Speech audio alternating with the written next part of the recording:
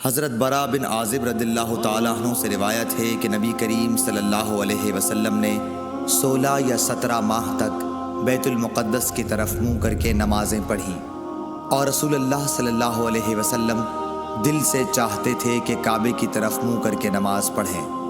آخر اللہ تعالیٰ نے یہ آیت نازل فرمائی، ہم آپ کا آسمان کی طرف بار بار چہرہ اٹھانا دیکھتے ہیں۔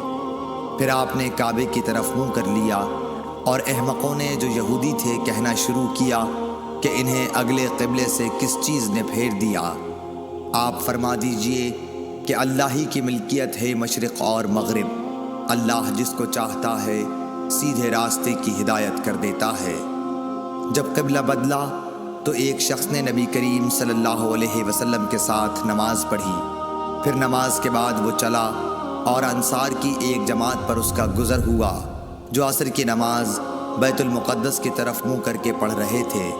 اس شخص نے کہا کہ میں گواہی دیتا ہوں کہ میں نے نبی کریم صلی اللہ علیہ وسلم کے ساتھ وہ نماز پڑھی ہے جس میں آپ نے موجودہ قبلہ کعبے کی طرف منہ کر کے نماز پڑھی ہے۔ پھر وہ جماعت نماز کی حالت میں ہی مڑ گئی اور کعبے کی طرف منہ کر لیا۔